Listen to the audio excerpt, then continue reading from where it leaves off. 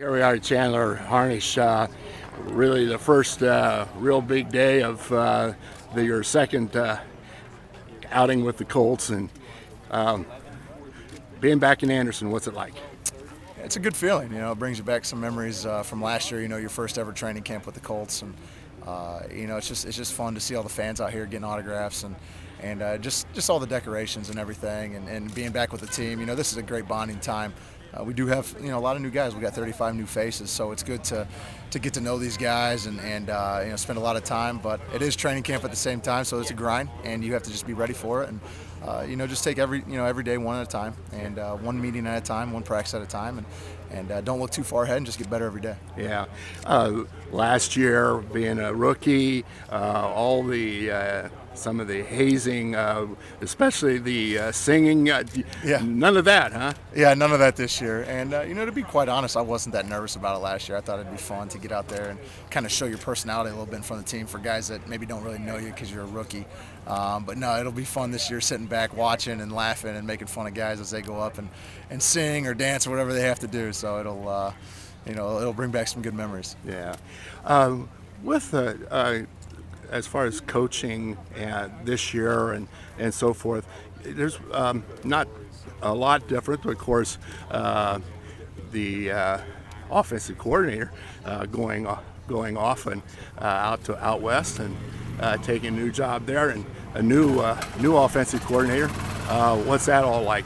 It's just one of those things. It's part of the game. Coaches come and go, and you have to learn new offenses and new schemes and philosophy and get to know new people. But that happens every year, whether it's a coach or new personnel, maybe a new receiver, a new center, whatever it may be. It's been great. I had to learn a bunch of offenses in college, and I think that's really helped me kind of just get used to picking up new terminology, being open-minded to what they have to say and their coaching philosophy. So it's gone great, and it can always be better, and that's just what we're looking for every day, is just improvement every day. Okay, with Matt Hasselbeck coming in, and then with Andrew Luck in his second year, a lot of from last year, Andrew really showed his stuff. You know him a lot from last year, and of course Drew Stanton left, and Matt Hasselbeck comes in with so much experience, as you have alluded to before in our conversations. With you three guys out here to run the offenses, that helps a lot to have all that experience there. Yeah. It's a little bit different of a dynamic this year with Drew leaving and Matt coming in, but Matt brings a lot to the table, like you say, experience, and he's still a kid at heart. He makes it fun, and being there with Andrew, you like to compete against the best, and if you compete against the best, then you can become the best, and that's something I've kind of hung on to, and just personal improvement every day. I want to push those guys. I want them to push me, and I've always felt that when you compete against each other, that's going to breed success. So every day we just go out and we just work our butts off and study as hard as we can, and try to make our room better, and in the end, that'll make the offense better, which makes the team better. Yeah. Talking about offensive linemen and getting used to some of the new guys and getting them through, because you're a leader now, you have to be part of that. Yeah, as a quarterback, you definitely have to be a leader both on and off the field. So the first thing you want to do with new offensive linemen is just get to know them, and get that trust level up and that comfortableness that you feel. So that's one thing I kind of taken upon myself this year, is to be more of a leader off the field. And then when you get on the field, it's just part of the game. You have to get used to new centers or new communication techniques and guys, the way they have their stance and where they, how tall they are in the pocket. Because a quarterback like myself, who may not be 6'5", you have to adjust the pocket a little bit. So it's just about getting to know those guys and repetition. What is it that you do to prepare for training camp? You prepare as hard as you can, when you're going through OTAs. And all that in the off-season conditioning program, but I don't know if you can really ever truly be ready for training camp, because it's long days. The meetings go late at night till maybe 10 o'clock at night, and then you got to wake up and do it all over again. You just don't do that thing very often.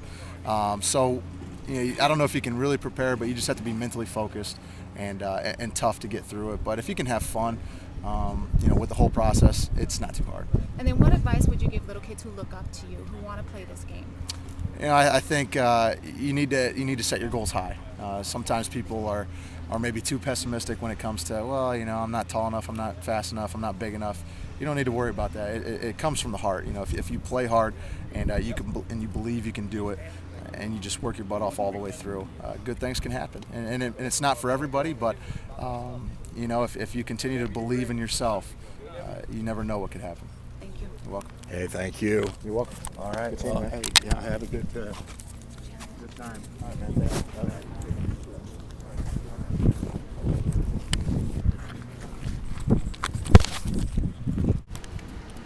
Well, Matt Hasselbeck, first of all, I asked you a little bit about the first time you met Chandler. It was, and you wanted your number 8, and your wife suggested the shoot.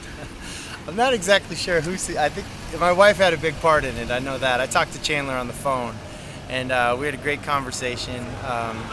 On a national level, when people find out I came to the Colts, everyone says, "Oh, Andrew Luck." They want to talk about that.